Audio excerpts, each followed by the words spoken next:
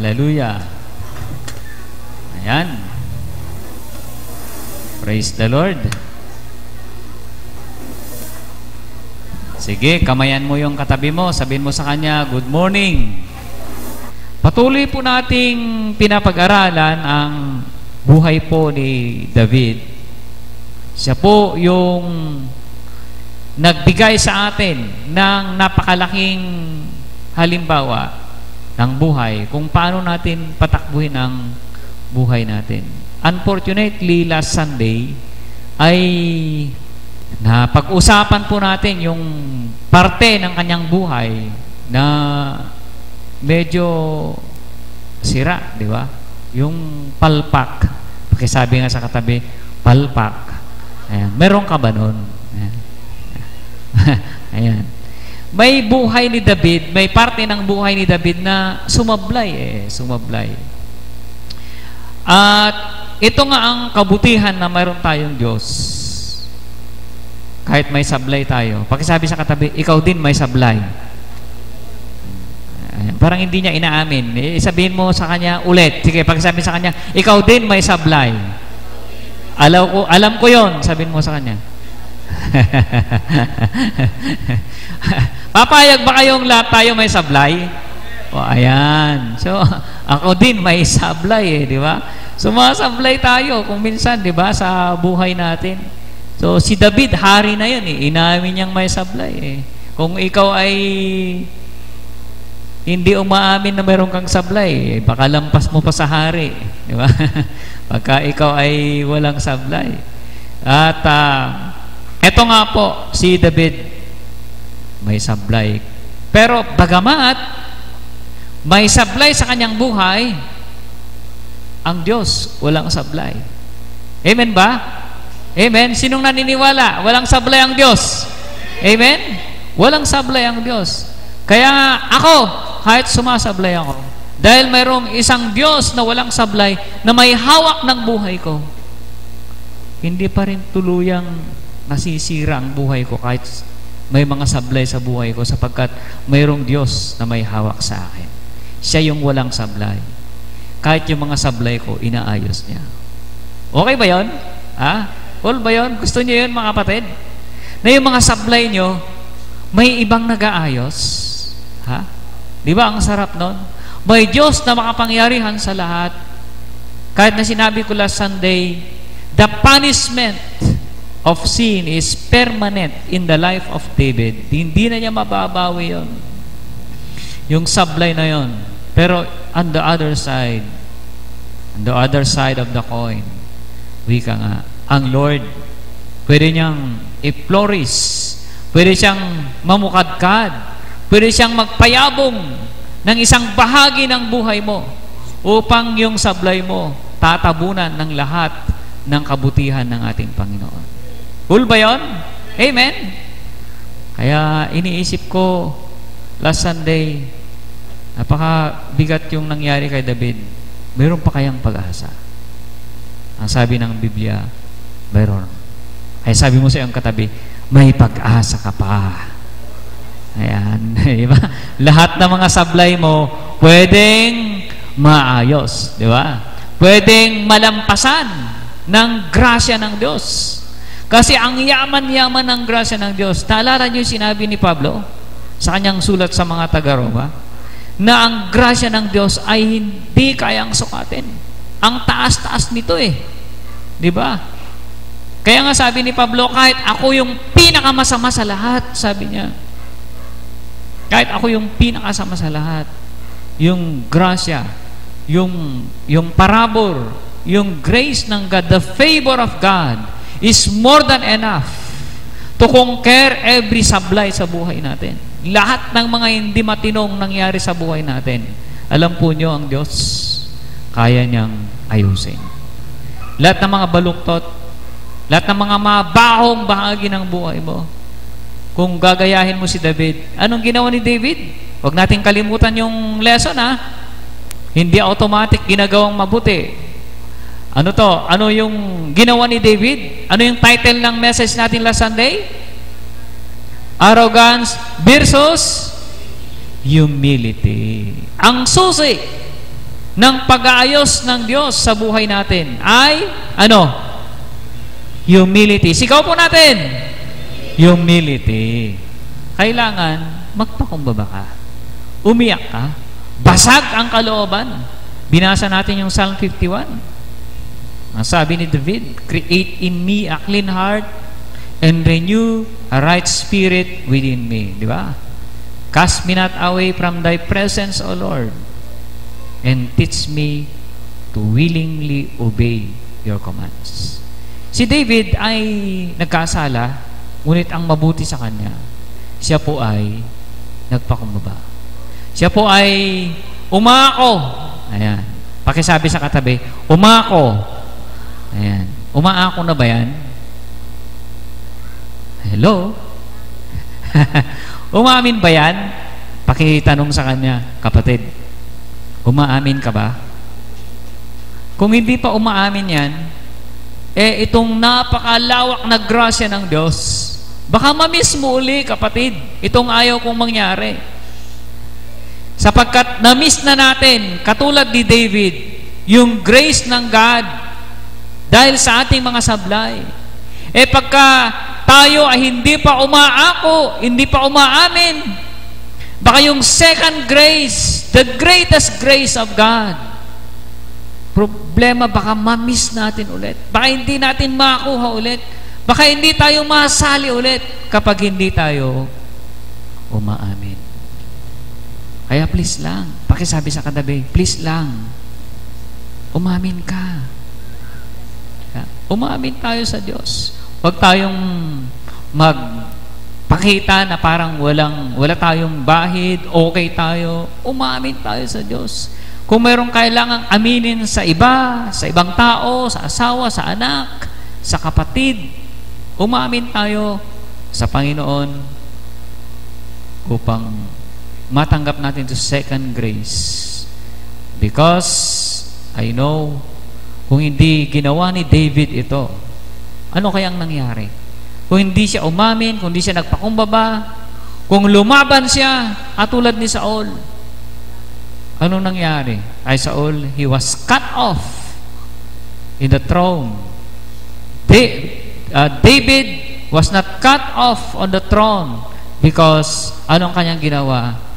Umamin siya. Ito po yung pag-uusapan natin muli sa umagang ito. Ito po yung last portion ng ating message tungkol sa crucible. Disappointment versus expectancy. Ayan. Disappointment versus expectancy. Sa 1 Chronicles chapter 28 verse 2, basahin po natin ang verse 2. Ang sabi po, ang sabi ng Lord kay David doon po sa 2 Samuel chapter 7, sabi ng Lord, David, galing ka sa isang maliit na pamilya, ikaw noon na isang pastol ng mga tupa, hindi kilala, you're just called a boy. Ayan, David boy, isang bata. But the Lord desired, the Lord has chosen him, the Lord has anointed him to be the king of Israel. Ayan. Pinili siya ng Diyos na maging hari ng Israel at inilagay siya sa isang kalalagyan na hindi niya sukat akalain mangyari yon sa kanyang buhay. So ito yung nangyari kay David. At ito yung plano ng Panginoon kay David. Katulad nating lahat, mayroon ding plano ang Diyos sa buhay ng bawat isa sa atin. Anumang pamilya tayo galing, tayo ay pinili ng Diyos. Ayan. Kaya yung katabi mo, pinili ng Diyos yan. Amen ba? Naniniwala ka ba na pinili ng Diyos yung katabi mo? Ayan. Kaya huwag mong maliitin yan, di ba? Huwag mong i-judge yan. Huwag mong gagantingin yan. Huwag mong kakalabanin yan. Sapagkat pinili ng Diyos yan. Amen po ba, mga kapatid? Katulad ni David, God has chosen everyone to bring everyone into His own destiny. Meron po tayong tinatawag na destiny sa buhay ng bawat isa sa atin. And this was written by God. This was the plan of God. And I know lahat ng naririto ay mayroon pong napakagandang plano ng Diyos sa buhay ng bawat isa sa atin. Amen po ba, mga kapatid? Hindi po pumaplano ang Diyos na ipalpak ka, na isablay ang buhay mo. Ang Diyos pinili tayo para ilagay tayo sa pinakamainam na plano ng Diyos sa buhay natin. And this was happened to David. And si David minsan, he displeased God nang dahil sa kanyang kasalanan. Ngunit ito ang maganda kay David. David knows how to compensate. Ano ang plano ni David? Ang sabi ni David ni David sa Panginoon, Lord, nakatira ako sa isang palasyo, sabi niya. Nung matapos ang lahat ng digma ni David, lahat inilagay ng Diyos sa kanyang kamay, ang kapangyarihan sa mga nasyon sa kanyang paligid. So, he is the king, hindi lang sa Israel. Kinikilala siya maging sa paligid na bansa noon. Sabi niya, nakatira ako sa isang palasyo. I'm treated as a king. Ngunit, sabi niya, ang kaban ng Diyos, yung covenant ng Panginoon, saan nakatira? Sabi niya, nakatira sa isang tolda. It's on the tabernacle. Kaya sabi niya, may plano ako, sabi niya, may desire ako. Ang desire ko, sabi niya, ipagawa ko itong Ark of the Covenant, ipagawa ko ng isang templo. Ayan, wala pang templo nun eh. Tabernacle pa lang. Ang nag-isip, ang nangarap na ang kaban ng Diyos, yung Ark of the Covenant, ay tumira sa isang magandang templo. Sinong nangarap nito? Si David. Ayan. Ito na-appreciate ko kay David eh. Nagkasala pero alam niyang bumawi. Alam niyang bumawi. Alam niyang mag-compensate. Mayroon siyang pagkukulang. Patunay ng kanyang pagpapakumbaba at pag-amin, nakahanda siyang bumawi. Ito ang kailangan makita sa bawat nagpapakumbaba, sa bawat mayroong humility. Hindi katulad ng sabi ko last Sunday, umamin nga, sige Lord, sorry. Ganun ba yun? Ang Lord, hindi niya tinatanggap yung ganung ugali ng pagpapakumbaba. Si David, nung siya ay umamin, siya ay umiyak, siya ay nagpakumbaba sa Panginoon. At matapos, meron po siyang tinatawag na pagbawi. Ayan, babawi. Meron siyang kailangang habulin sapagkat napalungkot niya ang puso ng Diyos. Siya po ay nagkamali.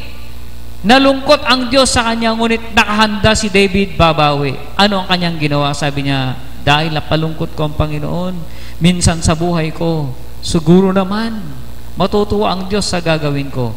Igagawa ko siya ng bahay. Igagawa ko ng tirahan ang kaban ng Diyos. So, mga kapatid, kung tayo ay nagkulang sa ating Panginoon, nakahanda ba tayong babawi sa Diyos? Ha? Kung meron tayong pagkukulang, umabsent ka, halimbawa, umabsent ka sa service, nagkulang ka, di ba? O, babawi ka. Anong gagawin mo? Lord, babawi ako. Kasi alam ko, hindi ka natuwa, hindi ako nagsimba. Inuna ko ang trabaho. Baka gusto mong babawi sa Diyos. Yan ang pinakamagandang papapakita na ikaw ay tunay na nalungkot doon din sa iyong ginawa. Sa ating mga pagkukulang sa ating mga mahal sa buhay, maganda pong babawi, mga kapatid. Hindi yung, sorry na, alam mo nang napatawad ka na, eto na, kampante ka ulit. Hindi ka man lang bumabawi. Sabi nga ng mga Tagalog, magpakitang gilas naman. Kasi alam mong nagkulang ka eh. Diba? Dahil alam mong nagkulang ka, sana naman alam mong bumawi. Ito ang ginawa ni David sa kanya. The Lord's covenant and the footstool would rest permanently. Gumawa siya ng tirahan ng Panginoon, ng kaban ng Diyos. Sa verse 4, basahin po natin ang verse 4. The kingdom was not taken from David. Ito po ang pangako ng Diyos sa kanya, sapagkat siya alam niyang bumawi nung siya ay nagkulang at nagkasala sa harapan ng Panginoon. Hindi siya inalis ng Panginoon bilang hari. At sabi nga po dito, he was chosen as King of Israel forever. Kaya nga, King David pa rin tawag hanggang ngayon eh. Hindi lang yon, mula sa kanyang lipi nanggaling ang lahi ni Jesus Christ. Kaya he is the forever King of Israel. Kaya nga sinasabi, David is the King of Israel forever. So, napakatapat ang Diyos. Nung linggo, parang sablay na lang lagi ang buhay ni David, di ba? Parang wala ng pag-asa, sapagkat napakapangit ang nangyari sa kanyang buhay. At nadamay ang kanyang mga anak, ang kanyang pamilya. Ngunit hindi naman pala yung anong katapusan. Meron pa rin palang pag-asa na ibinigay ng Diyos sa kanya. Hindi pa tinatapos, hindi pa tinutuldukan ng Diyos ang kanyang buhay, sapagkat meron pang mabuting nakalaan para sa kanya. Ganon din sa iyo, kapatid. Kahit na mayroong mga palpak na dumaan sa buhay natin, hindi pa tinutuldukan ng Diyos yan. Marami pang mga bagay na inilaan ng Diyos para sa atin, at higit sa lahat, hindi niya binabawi ang kanyang mga pangako sa atin. Amen ba, mga kapatid? Sabi niya, sasamahan niya tayo hanggang wakas. Hindi niya tayo iiwan, hindi niya tayo pababayaan. Ang kanyang presence, hindi niya iaalis sa atin. And He will fulfill His promise sa buhay ng bawat isa sa atin. That's the greatness of God. Yan po yung napakayamang grasya at biyaya ng Diyos sa buhay ng bawat isa sa atin. Sapagkat hindi po nasusukat ng grace ng God doon sa lahat ng sablay sa buhay natin. Lahat ng kapalpakan natin.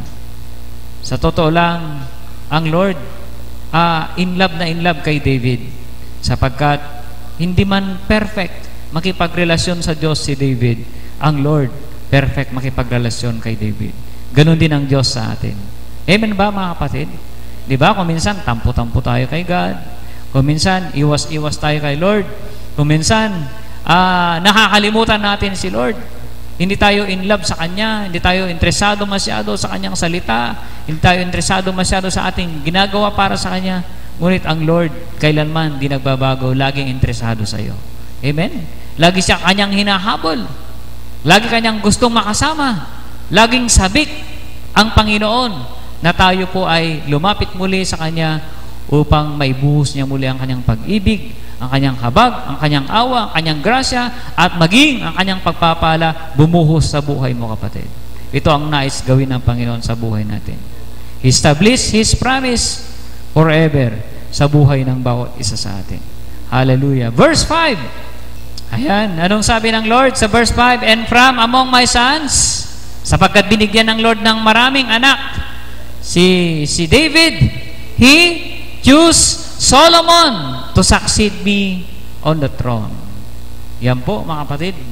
Sabi natin last Sunday, napakalupit naman ang nangyari kay David, sapagkat ang kanyang mga anak, sila Absalom, si Tamar, sila po ay nagkagulo-gulo, ni-rape ng kanyang anak, ang kanyang kapatid, tapos kinasama ni Absalom ang kanyang mga asawa ni David. So para ang pangit-pangit na talaga yung side na yun ng buhay ni David. But hindi doon natatapos, sapagkat meron pa siyang isang bahagi ng kanyang buhay. Binigyan siya ng Solomon. Binigyan siya ng Solomon na siyang doon ipagpapatuloy ng Diyos ang kanyang kabutihan sa kanyang buhay. So nakita natin dito, mga kapatid, si David, yung faithfulness ng Lord kay David ay hindi lang natatapos kay David, ngunit dumaloy pa sa kanyang mga anak. Ito nga si Solomon, the wisest man in the world. Siya po yung greatest king of Israel. Siya yung pinaka-wise na hari ng Israel. And this is a son of David. Anak po ni David to. Kaya nga, mga kapatid, hindi lang sa inyo matatapos yung biyaya ng Diyos. Maging sa inyong mga anak, ipagpapatuloy ng Diyos ang kanyang kabutihan. Di ba okay yun, mga kapatid? Ikaw ang naging mabuti, ikaw ang nagpakumbaba, ikaw ang umamin, Ikaw yung nagkaroon ng basag na kalooban kay Lord. Yung anak mo na damay sa kabutihan. Yung anak mo na damay sa pagpapala because of you. Ang sarap po eh. Kaya nga si David, tuwang-tuwa sa kanyang anak na si Solomon. Sapagkat ginamit ng Diyos si Solomon upang itayo yung temple, upang gawin isulat itong maraming proverbs. Si Solomon, dinayo ng lahat ng maraming mga hari upang makinig sa kanyang karunungan. Si Solomon po ay naging pagpapala sa marami. And this is because of King David.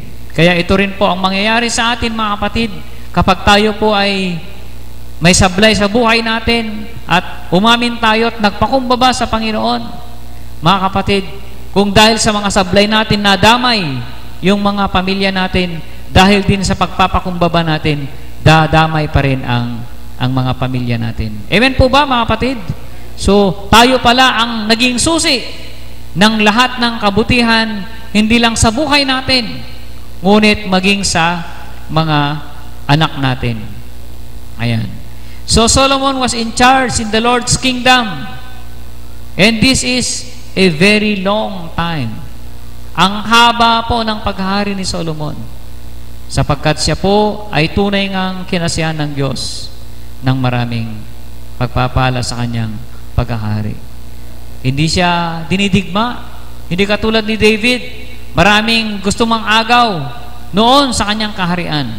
Ngunit si Solomon, dahil sa kanyang wisdom, ay napapasuko. Imbis na lalaban yung mga kalaban nila sa kanya, napapasuko tuloy, di ba? Napapasama tuloy sa kanila because of the wisdom of Solomon. And this is the blessings of God. Verse 6. Ito po, mga kapatid, nakita natin na si Solomon continued the plan of his father David. Nagpatuloy po ang succession ng pagpili ng Diyos kay David, kay Solomon, maging yung kanyang desire to build the temple. Si Solomon din po ang pinili ng ating Panginoon upang itayo ang templo ng Diyos doon po sa Israel. This is another success God has given to the family of David. Di ba ang saya ng magulang kapag nakikita mo yung anak mo pinagpapala at nagtatagumpay? Amen ba, mga kapatid? Yung uugod-ugod ka na, si David namatay sa hindi na makakita sa kanyang katandaan. Ngunit sa katandaan natin, nakikita natin yung blessing ng Lord sa family natin. Ginagamit sila ng Panginoon, itinatayo yung pamilya ng Diyos, yung nation ng Panginoon sa pamamagitan ng yung anak, yung family. Anong saya ni David? That this is another success na kahit matanda na siya, nakita niya yung tagumpay sa kanyang family. Kaya nga, mga kapatid, this is also a blessing to us, na kahit na matanda na tayo, we will see our children succeed in their lives. And the key is because David is willing enough to humble himself before the Lord. Nagpakumbaba siya, umamin sa harapan ng Panginoon. And he gained the success na nais ng Diyos, makamtan niya sa kanyang buhay. Verse 7. Tingnan natin ang verse 7. Napakagandang promise ng Lord. Verse 7. Ayan. Ang sabi ng Panginoon, and if he continues to obey my commands. Kung magpapatuloy itong anak mong si Solomon na sumunod sa aking mga sinasabi, meron pong promise ang God. Anong promise ng Lord? I will make his kingdom last forever. Last forever. Ito ang promise ng Lord. Maglalast forever. Ito pong kingdom ni Solomon. Kaya lang, bawat promise, mayroon pong kakambal na kondisyon. Anong kondisyon? Basahin natin ulit. Verse 7. Anong kondisyon? And if he continues to obey my command, ayan, he will continue to obey my command and regulations as he does now. kung ipagpapatuloy nitong anak mong si Solomon ang sumunod sa akin, kagaya ng kanyang ginagawa ngayon, ang sabi ng Panginoon, I will make His kingdom last forever. Magpapatuloy hanggang wakas, hanggang sa kaapu-apuhan ni David, magpapatuloy yung kingdom na minana mula sa kanyang tatay. Yaman nga lang, kailangan nilang sumunod. Babalik tayo doon. Pakisabi sa katabi, sumunod. Patuloy na sumunod. Continuously follow the Word of God. Everyone should walk in the Word of God. Kailangan lakaran mo ang salita ng Diyos. Napakatindi po sinasabi ng Lord. Kasi kung hindi mo lalakaran, tanggal ka, babagsak ka. Pero kung lalakaran mo ang salita ng Diyos, kapatid, ang pangako ng Diyos, magpapatuloy. It will last forever. The blessings of God will continue in your life as long as you continuously walk into the Word of God. We must walk. Lakaran mo. May tindig ka dapat. Yung buhay mo hindi dapat dispalinghado. Tama na yung isa na bumagsak ka. Diba? Hey David, tama na yung isa na bumagsak siya. Tama na yung isang walang hulog na parte ng kanyang buhay. Inaayos niya. Kaya nga mga kapatid, sa umagang ito, desire ng Panginoon, kung gaano kalaki yung desire natin, maging maayos yung buhay natin, mas malaki pa yung pangarap ng Diyos na maging maayos tayo. Yaman nga lang, kailangan mong tumindig doon sa salita ng Diyos. Meron ka dapat pinanghahawakan na salita ng Diyos. Bakit mo ginagawa yan? Kasi sinususugan ng salita ng Diyos. Bakit mali ito? Kasi sinasabi ng salita ng Diyos. You must stand on the Word of God. Because the Word of God will guide us and bring us to a more victorious living. Yung buhay na matagumpay, buhay na mapayapa, buhay na masagana, ay naroon sa kamay ng ating Panginoon na kailangan nating abutin sa pamamagitan ng paglakad natin sa Kanyang mga salita. John chapter 15 verse 7, anong sabi ng Panginoon? If you abide in me, and my words abide in you, you shall ask what you will, and it shall be done unto you. Ang sabi ng Lord, the Word of God should abide in your life. Manatili dapat ang salita ng Diyos sa'yo. Paano manatili? Tanggapin mo. Pakisabi sa katabi, tanggapin mo. May tinanggap ka bang salita ng Diyos? Mahalaga ito kapatid. Meron ka bang rinesip sa puso mo? Meron bang direksyon ng Lord? Meron ka bang narinig mula sa salita ng Diyos na tinanggap mo sa puso mo? Ito po yung susi Sabi, tumanggap ka and then manatili itong salita ng Diyos. At ikaw din mananatili sa salita ng Diyos. Ang sabi, magtatagumpay ka. Psalm chapter 1 verse 2, ang sabi niya, and in His law that He meditate day and night. He meditate day and night. The word of the Lord. You meditate the word of the Lord day and night. And he shall be like a tree planted by the rivers of water. His leaf shall not wither. He will bring forth his fruit in his season. And everything he doeth shall prosper. Pangako po ng Diyos yan Pag mananatili ka sa salita ng Diyos, you expect blessings of God. You can expect the grace of God. You can expect the favor of the Lord habang ikaw ay nananatili sa salita ng Panginoon. Anong sabi ng Lord kay Joshua? Chapter 1, verse 8. Ang sa verse 9, anong sabi niya? Kailangan, itong book of the law, ang sabi niya, it shall not depart from your mouth. Hindi lang nanatili sa puso. Hindi lang nasa isip. Binabanggit pa yung salita ng Diyos. Minememorize. Ikino-confess mo yung word of God. Ang sabi ng Lord, kapag ginagawa mo ito, you will be victorious in everything that you will do. Sapagkat napakalaki ang challenge ni Joshua noon. Haharapin niya ang buong Philistines. Haharapin niya yung promised land. Kailangan niyang maging matibay upang magtagumpay sapagkat dadalhin niya yung tao ng Diyos. Papasok sila sa promised land. Kaya kailangan niya yung salita ng Diyos. Pinalakas siya ng Panginoon. Sabi ng Lord sa kanya, kailangan wag mong iwanan ang salita ng Diyos. Kailangan pagdidiliin mo ng araw at gabi. Kailangan binabanggit mo. Kailangan maging bahagi ng buhay mo upang magtatagumpay ka sa malaking challenge na kinakaharap mo ngayon. Ito po ang sabi ng Lord kay Joshua. Kaya ikaw kapatid, sa umagang ito, kung meron kang challenge, because the promise of God, maring hindi pa yun ang buhay mo. Hindi mo pa nararating. Hindi pa yun yung destiny na nais ng Diyos marating mo sa buhay. Something's wrong, may kaguluhan. Wala ka pa doon sa promise ng Lord. Maring yung buhay mo ngayon, may problema sa relasyon, problema sa pera, problema sa sarili mo, hindi yan ang plano ng Diyos sa'yo. Pakisabi sa katabi, hindi yan ang plano ng Diyos sa'yo. Lumakad ka at iwanan mo yan. Sapagkat hindi yan yung plano ng Diyos sa'yo. Huwag kang manatili yan.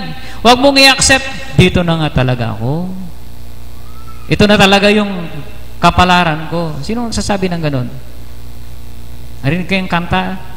Yung dito ba? Diba? Ang sulok kong kalagyan sa ilalim ng araw. Ang pait naman, di ba? Nakapangasawa ng hindi maayos, nakapagkaroon ng anak na hindi maayos, nagkaroon ng pamilya na hindi maayos. Huwag mong tanggapin that is your destiny. Hindi yan ang plano ng Diyos sa'yo. Mayroon pong mas magandang plano ng Diyos sa'yo. God has promised you to conquer every obstacles in your life. Ang promise ng Lord, maging matagumpay ka. Ano mang kinakaharap mo ngayon na problema sa buhay mo. Kaya maging matibay. Ang sabi ng Lord, huwag mong iwanan ang kanyang salita. You must continuously obey my command. And your blessing, and your victory, and your success will come to your life. Amen po ba, mga kapatid? Palakpakan natin ang Lord na nagbibigay ng tagumpay sa ating buhay. Hallelujah. Kaya nga basta, meron kang tindig. Meron kang tayo sa salita ng Diyos. Huwag mong iwanan yung salita ng Panginoon. Sinisigurado sa inyo ng salita ng Lord, you will be victorious. Ang sabi ng Lord, call unto me, and I will answer thee. And show you great. Everybody say great. Nais ba nyo ng great? Anong sabi sa Tagalog yung great? Malalaking bagay na hindi mo pa nalalaman. Hindi mo pa nararanasan. Hindi mo pa nakikita. Di ba? Meron kang gustong makita sa buhay mo na hindi mo pa nakikita? Ha? Matanda ka na, meron kang gustong makita sa buhay mo, hindi mo pa nakikita. Sinong ganon? Kasama ko. Kahit ako. Pero kung gusto makita sa buhay ko, hindi ko pa nakikita. Kasi wala pa ako sa aking destiny. Hindi ko pa nararating yung destiny ko sa aking buhay. Ikaw din, kapatid. Alam ko meron kang gusto makita sa buhay mo na hindi mo pa nakikita. Anong sagot? Tumawag ka. Ang sagot, nasa Panginoon. Just call, sabi ni Lord, call unto me. Call unto me and I will answer thee. And I will show you. Ipapakita ko sa iyo yung gusto mong makita sa buhay mo. I will show you. Matitikman mo. Hindi ka pa mamamatay, makikita mo na. Yun ang sabi ng Lord. You will taste and see these things because this is your destiny. Amen? Your eyes, your own eyes will see. Hindi yung pag wala na siguro ako, maayos na tong pamilyang to. Naku. Mangarap ka, kapatid. Ikaw mismo makikita mo. Ikaw mismo matitikman mo yung maayos na pamilya, maayos na pamumuhay. Because this is for you. This is your destiny. Ito'y kalooban ng Diyos. Matanggap mo. Amen po ba, mga kapatid? Tumayo po tayong lahat. Let's call on God. Hallelujah. Sa umagang ito, kapatid, let's bow our heads. Let's close our eyes. Ang hamon ng Diyos, call unto me, and I will answer thee, and show you great things which you do not know. nung nagpapastol si David, kasama niyang mga tupa, hindi niya nakikita, hindi niya pinangarap maging hari siya, at ang kanyang anak ay magiging hari. Ikaw, kapatid, anong kalagayan mo ngayon? Gaano kakalayo sa iyong pangarap? Gaano kakalayo sa nais ng Diyos mangyari sa buhay mo? Maaaring nakikita mo ngayon, hindi kalooban ng Diyos ang nangyayari sa iyo. So umagang ito, nais kong sabihin sa iyo, may pag-asa ka, kapatid. May pag-asa ka. Just surrender your life to the Lord. Magpakumbaba ka sa Diyos. Umamin ka sa Diyos. Harapin ang pagkakamali.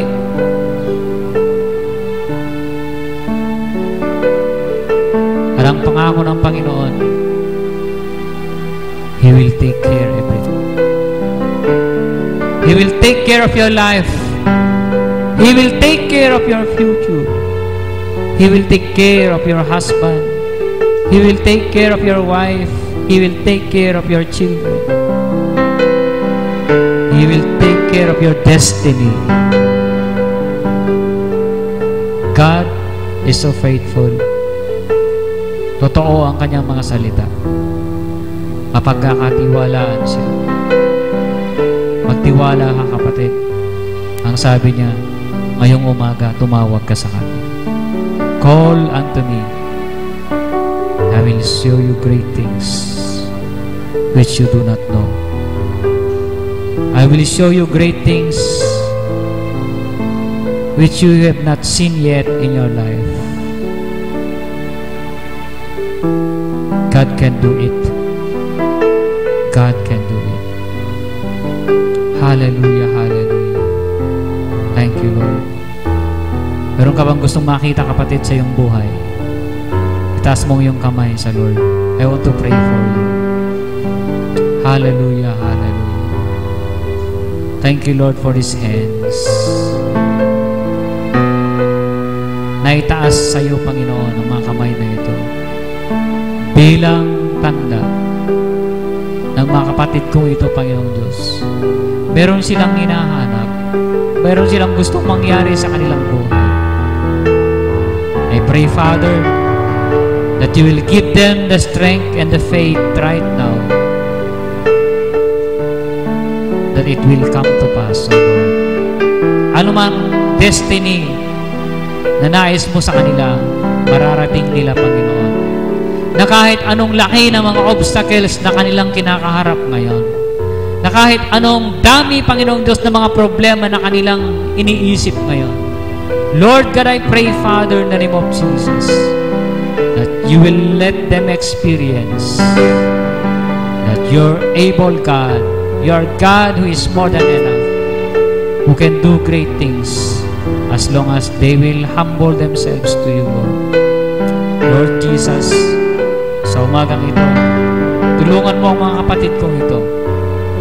Tulungan mo po sila, Panginoong Diyos. In the name of the Father, the Son, and the Holy Spirit.